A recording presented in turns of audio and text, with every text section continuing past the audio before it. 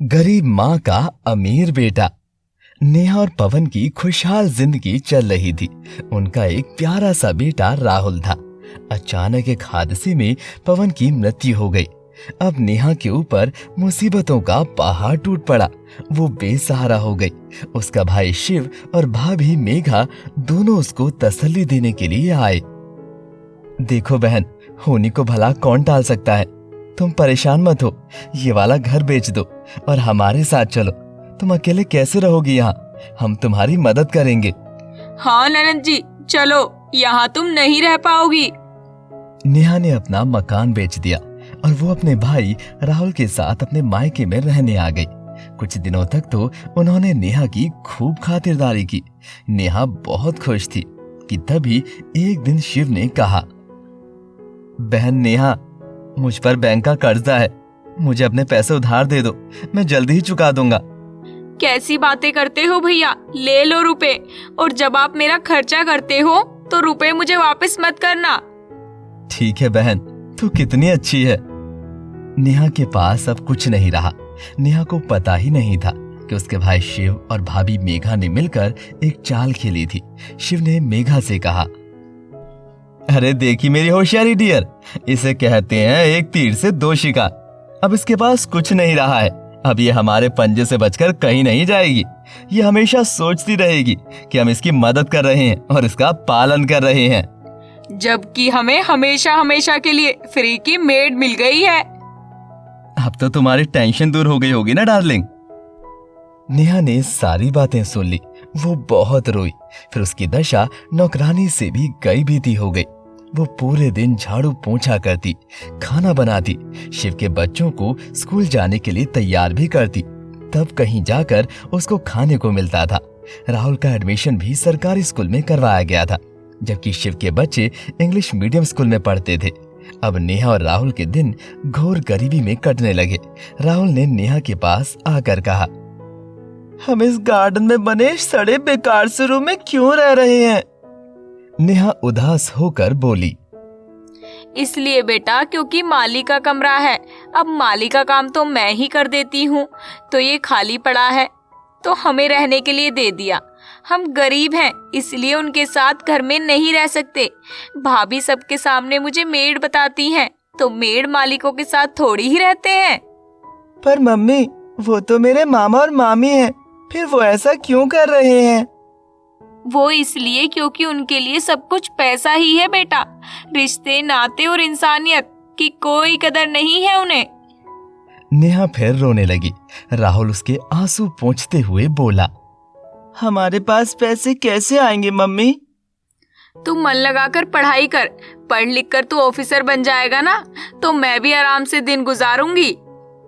मेघा बहुत दुष्ट थी। वो अच्छी अच्छी डिश अपने लोगों के लिए ही बनवाती थी, तो राहुल अच्छी अच्छी चीजें कभी नहीं खा पाता था। खाना भी इनको बचा हुआ मिलता था। शिव, मेघा और उनके बच्चों के खाने के बाद अक्सर कुछ न कुछ कम पड़ ही जाता था। राहुल तो बच्चा ही था, वो अक्सर ललचाता ही रह जाता। एक दिन वो नेहा से कहने लगा, मम्मी, सब लोग गाजर का हलवा खा रहे थे, क्या मुझको नहीं मिल सकता?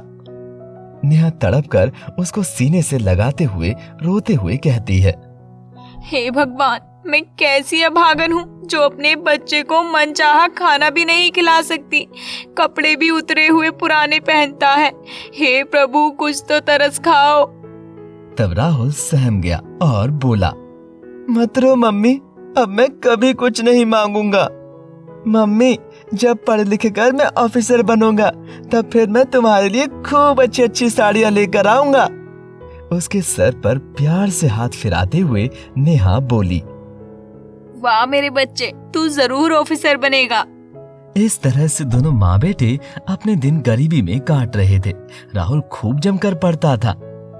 एक दिन मेघा की सहेलियां राधा और रानी आई थी। नेहा उनके लिए नाश्ते की व्यवस्था कर रही थी। मेघा बोली, तुम्हारी साड़ी कितनी सुंदर है राधा। सिंगापुर से मंगवाई है, कॉस्ट बहुत ज्यादा है, पर ऐसी चीज और ऐसी क्वालिटी अभी यहाँ इंडिया में नहीं दिखी है। हाँ, ये बात तो है यार, क्या ब्राइटनेस है, क्या गजब का कलर है। जैसी चीज वैसे पैसे, मैं तो इसको बहुत संभाल कर रखती हूँ। मुझे ये साड़ी इतनी पसंद है कि मैं इसको कभी कभार ही पहनती हूँ, वो भी किसी खास मौके पर, और तुरंत ही निकाल कर संभाल कर रख देती हूँ जिससे कि ये खराब ना हो जाए। मुझे तो अपनी जान से भी ज्यादा प्यारी है ये साड़ी।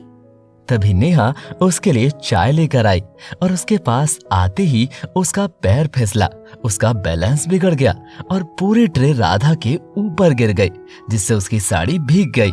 ये देखकर राधा बौखला गई। वो चिल्लाते हुए नेहा से बोली, बेवकूफ गवार कहीं की, तूने ये क्या किया? उसने उठकर एक जोरदार थप्पड़ नेहा के गाल पर जड़ दिया। फिर मेघा की ओर घूमकर चिल्लाई, ये कैसी स्टूपिड सी मेड रखी है तुमने, इसको जरा सी भी तमीज नहीं है।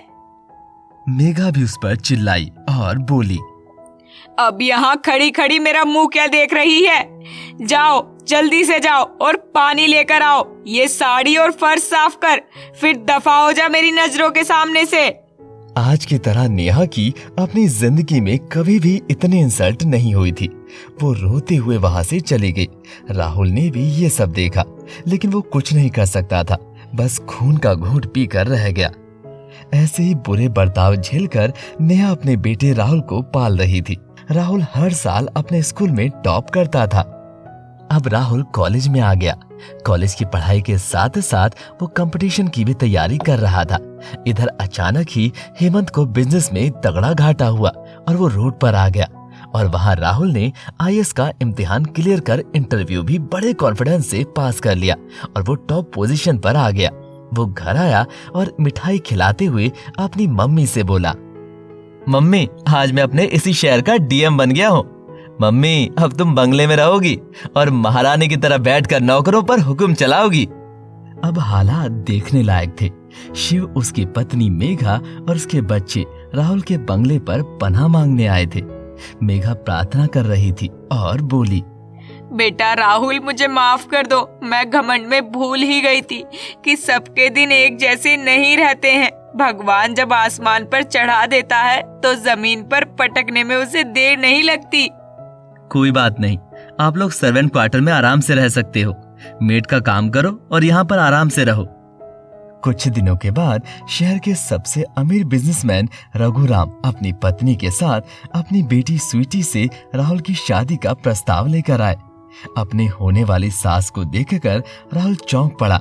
ये वही राधा थी जिसने उसकी माँ को थप्पड़ मारा था। वो अंदर गया और नोटों की मोटी गड्डी लेकर आया। उसने वो गड्डी राधा के सामने फेंकी और बोला, इसी दौलत के घमंड में तुमने मेरी माँ की बेइज्जती की थी। अब उसका हिसाब चुकाओ। उठाओ ये गड्डी और रख लो। अब उस थप्पड़ का हिसाब दो मुझे। फिर उसने नेहा से कहा, मम्मी, मारो इसके थप्पड़, आज हिसाब चुकता कर लो इससे। अब जाने दो, भगवान ने सब इंसाफ कर दिया है। अब मुझे किसी से कोई शिकायत नहीं है। आप मुझे एक बार माफ कर दो। मेरी आंखें आपने खोल दी हैं और प्लीज जो भी चाहे मुझे सजा दे दो, पर स्वीटी से शादी कर लो। नेहा ने उसको माफ कर दिया।